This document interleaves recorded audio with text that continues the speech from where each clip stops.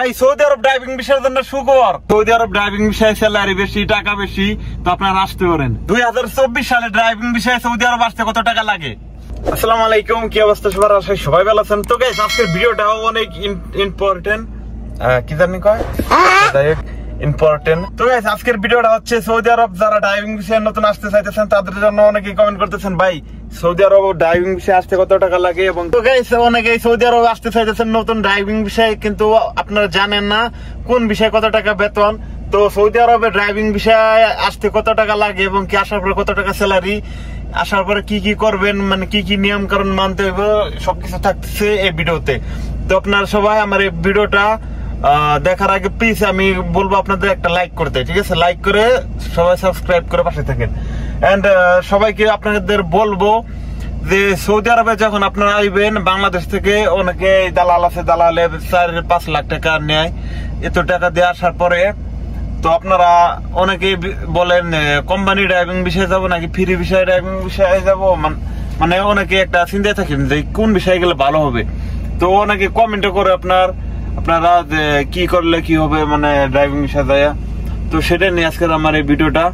তো আপনারা সৌদি আরবে আসার পরে আপনাদের বেতন হবে ড্রাইভিং বিষয়ে মানে নিচে 1500, তারপর উপরে 3000 পর্যন্ত, ঠিক আছে? 3000 আছে, 2500 আছে, তারপর 2000 আছে, 1800 আছে, 1700 আছে, এরকম। তো আমার যেমন আলহামদুলিল্লাহ 1700 রিয়াল, তো আমি এই গাড়ি এটা চালাই। তো আপনারা যখন আপনারা আসবেন সৌদি আরবে ড্রাইভিং বিষয়ে একটা জিনিস লক্ষ্য করবেন, ভালো একটা দালাল ধরবেন ভাই। ভালো একটা দালাল ধরে তারপর আসার চেষ্টা করবেন।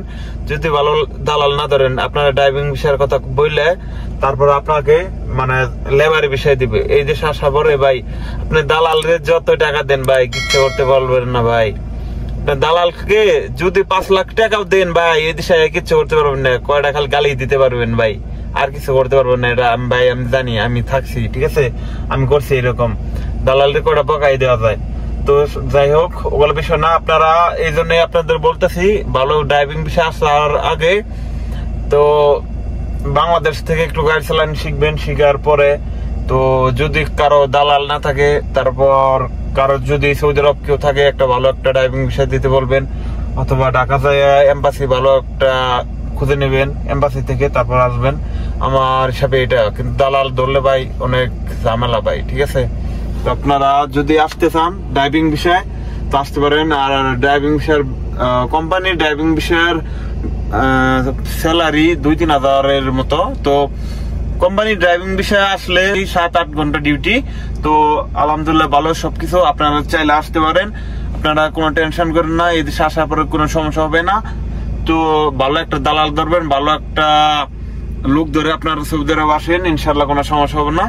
আর একটা জিনিস বারবার বলবো আপনাদের, বাংলাদেশ থেকে আপনারা গাড়ি চালান শিখাবেন। আর এই দেশে শিখতে গেলে অনেক দেরি হবে, দেরি হলে আবার লাইসেন্স বানাইতে সমস্যা হবে, মানে ঝামেলা, ঠিক আছে? বাংলাদেশ থেকে ড্রাইভিং শিখে তারপর সৌদি আরব আসবেন, ঠিক আছে ভাই? এরকম ভিডিও আমি সব সময় ইউটিউব চ্যানেলে ছাড়ি। সৌদি আরব কোন বিষয়ে আসবেন, কি বিষয়ে আসবেন, ঠিক আছে? কি কি সমস্যা হলে কি কি করবেন, সেটা নিয়ে আমার এই ইউটিউব চ্যানেলটা সবাই সাবস্ক্রাইব করে, লাইক করে, কমেন্ট করে শেয়ার করে দেন সবাইকে। আর সবাই ভালো থাকবেন, আল্লাহ হাফেজ, টাটা। আর সবাই আমার জন্য দোয়া করবেন, আপনাদের জন্য দোয়া রইলো। কি নিয়ে ভিডিও চান একটু কমেন্টে জানাবেন, আমি সেটা নিয়ে একটা ভিডিও দেওয়ার চেষ্টা করবো। Bye bye.